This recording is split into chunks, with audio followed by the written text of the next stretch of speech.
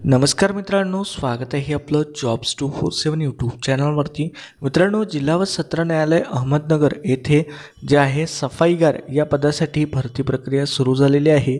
यासाठीची जाहिरात आज दिनांक 8 एप्रिल 2024ला प्रसिद्ध करण्यात आलेली आहे.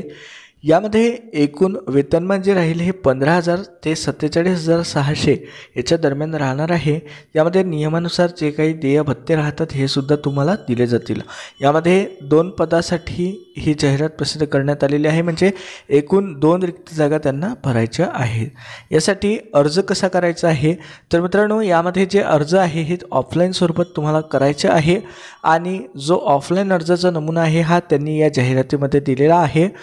हा अर्जाचा नमुनामध्ये जी दिलेली माहिती त्यांनी विचारलेली आहे ही तुम्हाला भरून त्यासोबत आवश्यक ते कागदपत्राच्या झेरॉक्स प्रती आणि काही कागदपत्र ओरिजिनल स्वरूपात जोडून तुम्हाला त्यांनी दिलेल्या पत्त्यावरती जे आहे नोंदणीकृत डाक पोस्ट म्हणजे जे आहे आपलं रजिस्टर पोस्ट किंवा स्पीड पोस्ट याच्याद्वारे तुम्हाला पाठवायचं आहे.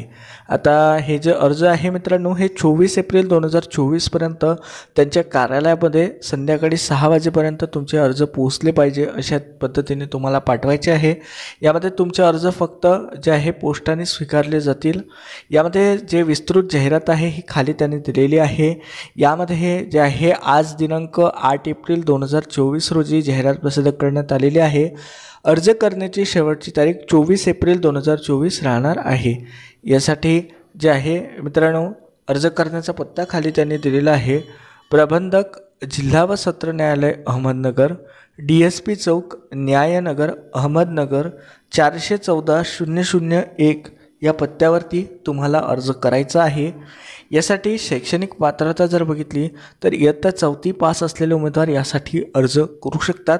तुमची किमान पात्रता ही 4थी पास असणे गरजेचं आहे. सोबतच तुम्हाला स्वच्छतेबाबतचे जे काही उपकरणं राहतात ते तुम्हाला हाताळता आले पाहिजे.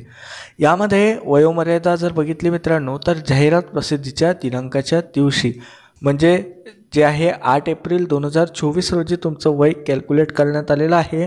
यामध्ये सर्वसाधारण प्रवर्गासाठी 18 ते 38 वर्षापर्यंतचे उमेदवार अर्ज करू शकतात. यामध्ये अनुसूचित जाती, अनुसूचित जमाती, इतर मागासवर्ग किंवा विशेष मागास प्रवर्गातील उमेदवारासाठी जे आहे 43 वर्षापर्यंतचे उमेदवार यासाठी अर्ज करू शकतात. हे झाल्यानंतर जे आहे इतर तपशील खाली त्यांनी दिलेला आहे मित्रांनो, ज्यामध्ये अर्ज करण्याची पद्धत. तर यामध्ये जे आहे अर्जाचा नमुना त्यांनी खाली दिलेला आहे. त्यासोबत आवश्यक ते कागदपत्राच्या झेरॉक्स प्रती तुम्हाला अर्जासोबत जोडायचे आहे. यामध्ये जे आहे समजा तुम्ही सरकारी कार्यालयामध्ये कामं करत असाल तर समजा तुम्हाला या ठिकाणी अर्ज करायचा असेल तर NOC सर्टिफिकेट घेऊनच तुम्हाला अर्ज करायचा आहे. आणि जर समजा सरकारी कर्मचारी नसेल तर याची आवश्यकता राहणार नाही. त्यानंतर जे आहे तुम्हाला पासपोर्ट आकाराचा फोटो अर्जावरती चिटकवायचा आहे. त्यानंतर त्या फोटोवरती तुम्हाला तुमची स्वाक्षरी करायची आहे. अर्धी स्वाक्षरी फोटोवरती आणि अर्धी स्वाक्षरी फोटोच्या खाली आली पाहिजे. त्यानंतर 2 सन्माननीय व्यक्तींनी जाहिरातीच्या तारखेच्या नंतर दिलेले चारित्र्याचे दाखले तुम्हाला सादर करायचे आहे. त्या चारित्र्याचे दाखले जे आहे ओरिजिनल स्वरूपात तुम्हाला अर्जासोबत जोडणे गरजेचे राहील. त्यानंतर एक नमुना मध्ये प्रतिज्ञापत्र दिलेलं आहे जे की लहान कुटुंबाबाबतचं आहे. ते सुद्धा तुम्हाला भरून पाठवायचं आहे. जर तुम्ही विवाहित नसाल तर त्या ठिकाणी जे आहे तुम्हाला तुमचं नाव टाकून जे अपत्यांची संख्या आहे त्या ठिकाणी डॅश करून तुम्हाला भरून पाठवावे लागेल. त्यानंतर इतर आवश्यक ती माहिती त्या अर्जामध्ये नमूद करून तो पाठवायचा आहे. यामध्ये तुमची साफसफाई आणि चापल्य चाचणी तुमची घेतली जाईल. जे उमेदवार अल्पसूचीमध्ये सुरुवातीला निवडले जातील त्यांची 20 गुणांची चापल्य आणि साफसफाई कामाचे मूल्यमापन करण्याची परीक्षा जी आहे घेतली जाईल. त्यानंतर चापल्य व साफसफाई परीक्षेमध्ये मिळालेले जे गुण राहतील त्याच्या आधारे एका जागेसाठी 3 उमेदवार अशा प्रकारे जे आहे उमेदवारांना जे आहे मुलाखतीला सुद्धा बोलावलं जाईल. आणि तुमची जी मुलाखत राहील ती 20 गुणांची तोंडी राहील. त्यानंतर जे आहे तुमची एकत्रित गुणांच्या आधारे निवड केली जाईल, ज्यामध्ये सफाईगार पदाच्या चापल्य व साफसफाईची परीक्षा तसेच तोंडी मुलाखत याचे गुणांच्या आधारे जे आहे निवड यादी तयार केली जाईल.